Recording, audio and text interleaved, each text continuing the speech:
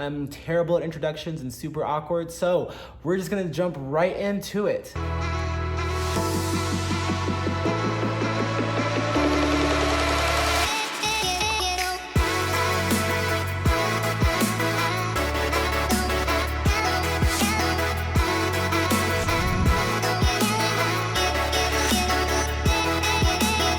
What's up, you guys? So I realized the other day I hadn't really done a medication madness video in like forever. Mostly because, I haven't really been on any medications that I don't know, I felt the need to talk about. But, I learned some new things about Trazodone that were kind of concerning. So I figured, I should update y'all and talk about how Trazodone possibly fucked everything up for me this summer. So if this is your first time to this channel, or if you just haven't really seen my past videos, one, I am diagnosed bipolar disorder type 1, fun stuff.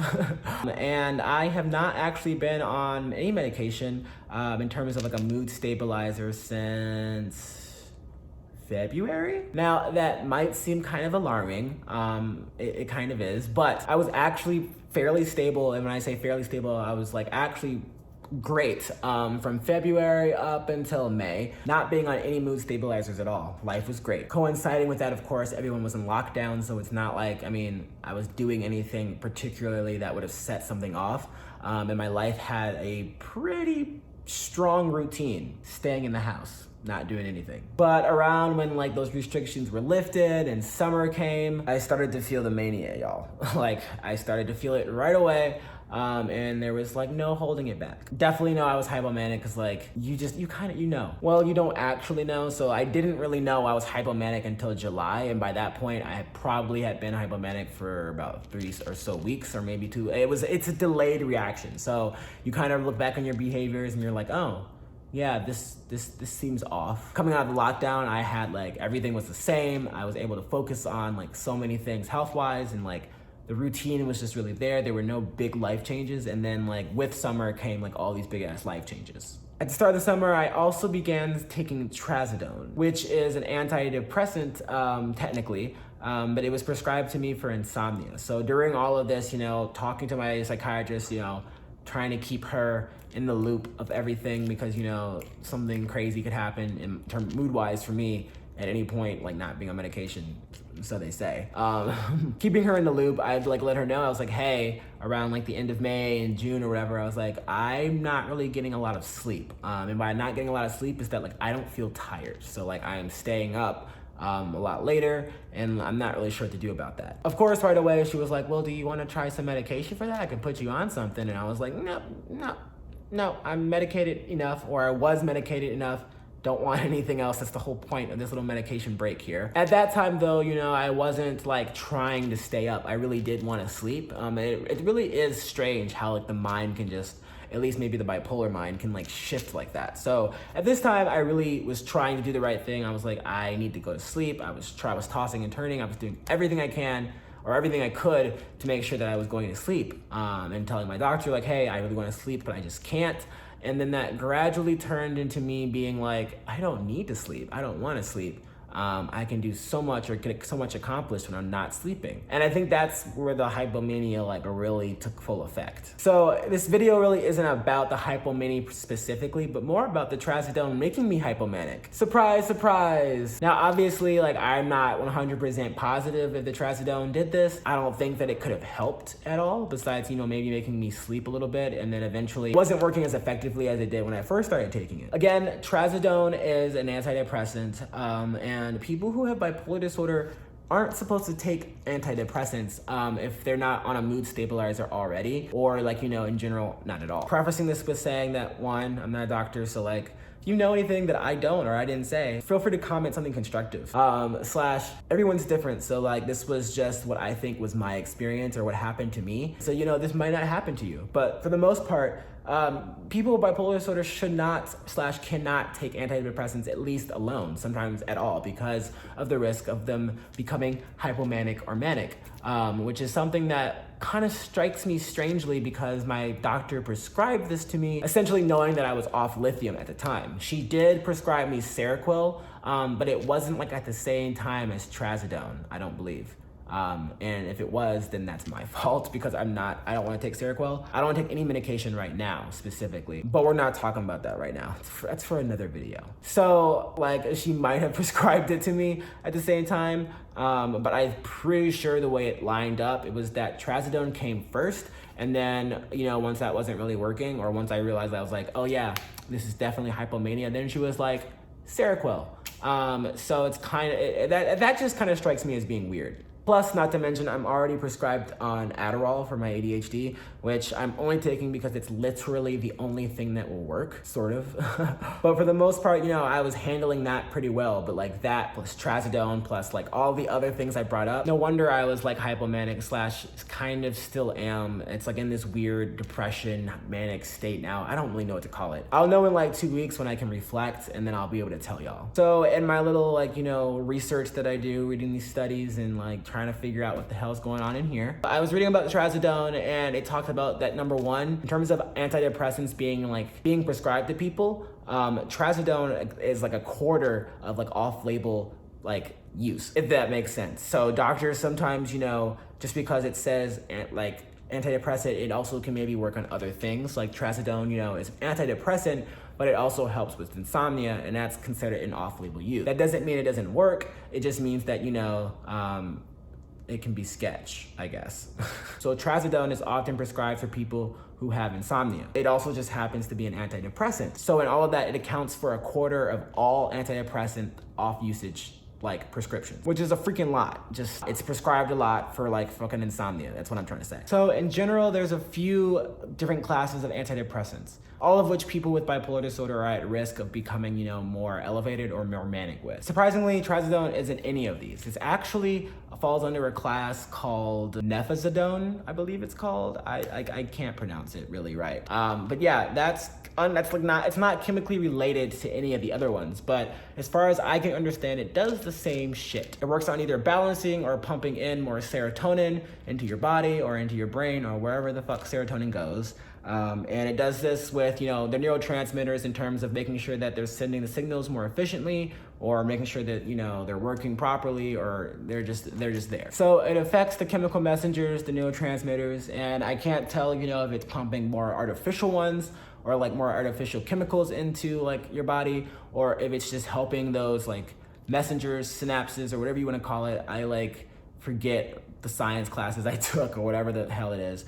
Like, it helps the messages get there more smoothly, I guess, or more efficiently, and overall helps balance the chemical imbalances out. There's a whole bunch of chemicals that it kind of targets that I just like can't pronounce, but the biggest ones that I recognize and that you probably recognize are dopamine and serotonin. So because it doesn't fall into any of those categories, it's typically considered an atypical antidepressant. Whatever that means specifically, I don't really know. So looking back on it in terms of, you know, taking it, it kind of just now makes me think that, okay, with everything going on, like that might have been like one of the sparks, especially because like I started taking it right around when I like really feel like I was like hypomanic. Like before, I felt like, you know how you can kind of sense your like moods, or like you can kind of sense when a depressive episode's gonna come, you can kind of sense when a manic episode's gonna come. I was sort of like in that sensory forecasting phase, and then when I started taking Trazodone, it was like boom, like that was like it. And like I like don't say that just because I was researching it, like the dates line up. Like I was reading about this and I was like, wait a minute,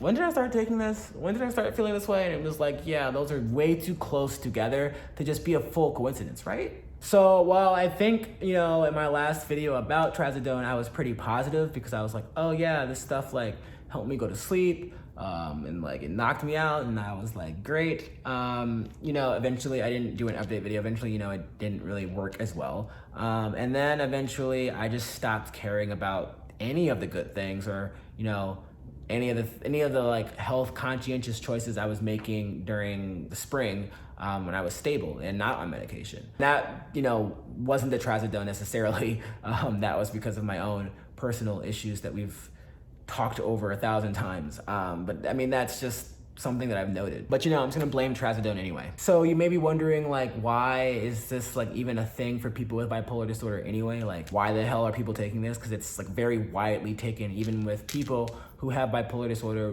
1 or 2 or whatever. So while antidepressants, have this rate or have a history of increasing elevated moods or, manic states, for the most part, speaking specifically with Trazodone at least, from what I've read, it doesn't actually make people manic or, elevated in most cases that often. The times when it does is when they're not like on medication or like, a mood stabilizer. And that's like the big thing right there. So, if you're taking Trazodone, you're like, but this shit works for me. Or if, you were just prescribed it, like, I'm not a doctor, so maybe you should ask yours, just bring this information up to them. But like, just know that like, you're fine especially if you're on like, a mood stabilizer, and I'm pretty sure your doctor knows what they're doing.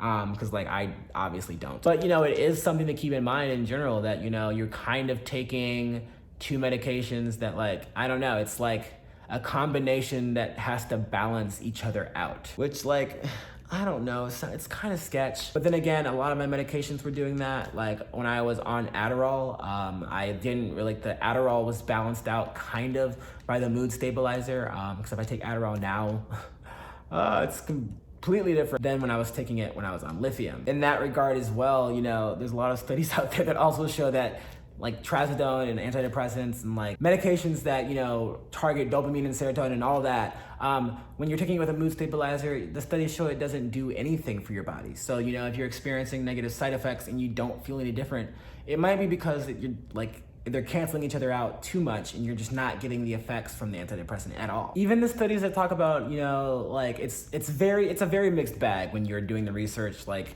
you can go on Google Scholar or go on wherever you look for scholarly journals and look at the studies, and there's so many caveats to that. So it's either one, like, yes, it has there's a causal link between mania and antidepressants, or Trazodone specifically, or no, like there is no like causal link, like we can't find one, like maybe, possibly, but like for the most part, if you're on a mood stabilizer, you're fine. Then there's also like a large part of like each study that talks about like how limited it is and how like, oh, like these are our results, but they don't really mean anything because like we didn't sample enough people, or like no one seems to know anything about anything, which is like no surprise because like there's just not enough research in the mental illness field of like care in general. And there just needs to be more. But when it comes to my experience, I was taking Trazodone as needed for sleep. So like I didn't feel this way or like nearly as intensely, or like, at all like as close to this. But when I was on Lexapro a few years ago, after being, I started it during my partial hospitalization my partial hospitalization program, because I was in that. Yay. And I was working on all of the good therapy behaviors and working on myself and all that jazz. But there was a point in time, and I like kid you not, when I was taking Lexapro, where like life all of a sudden just got 10 times better. And I was telling people like, you guys, Lexapro is like freaking like happy crack. Like I'm so happy now. Like everything's great. Like life just got significantly better, and it was over the summer as well. And looking back on it, like the intensity at which I was happy about life, and then what happened like after that, going into college and some of the actions that I did, just like it probably sparked a manic episode, because like I'm already convinced that the beginning of my freshman year, obviously did not know that then because I was a freshman in college and everyone's doing this, but I was doing a little bit more. I was definitely manic, but like it's that intensity that I felt around Lexapro, or around the time when I started Lexapro, that I'm like, okay, it's the same intensity that I feel when I'm manic now, in terms of like, ooh, the colors are super like green and super just like vivid, and like music is super dope, and like this food is amazing, even though I don't eat food when I'm manic. It was a lot of things. So that kind of makes me feel like, maybe I'm specifically more predisposed to being like hit pretty heavy with an antidepressant, / every single time I've taken an antidepressant, like it's made me feel that way. It's not like a gradual like happiness. And it might just be the antidepressant doing its job, but like out of all of them, like I've tried almost every single one. Lexapro and then this one were the ones to be like, whew, afterwards I felt amazing. And again, I don't even count Trazodone because like it was as needed. I wasn't taking it every day. I was taking it for sleep. yeah. So I'm not really sure if that helps y'all at all. Slash, I'm not sure if the goal was to really help y'all pick Trazodone. Like, that wasn't my goal. I just kind of wanted to share, you know, my 2 cents about my experience with it, to be honest. In the sense that, like, if you're bipolar, be cautious and ask questions. I think that's the biggest takeaway from this video, is that, like, you know, I shouldn't have just said yes. And I normally am more scrutinizing. Typically, I try to do more research when I'm confronted with a new drug to my psychiatrist, because they just be trying to put us on anything without warning us or nothing. Like, I was on Tegretol, and no one told me about the sun sensitivity shit. And I was taking that during the summer. So imagine how that worked out. It sucked. So yeah, just like doctors, you know, for the most part, you know, they're busy. They're like moving, they have lots of patients to see, lots of things to do.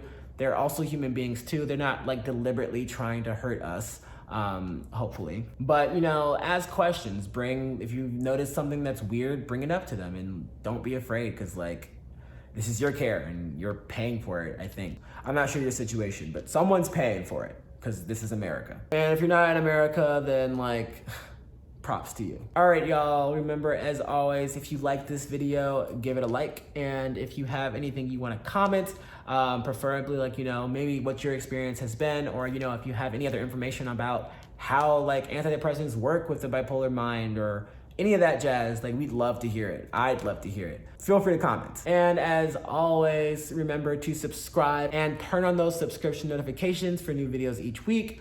Happy Mental Illness Awareness Week also, you guys. It's lit. Peace.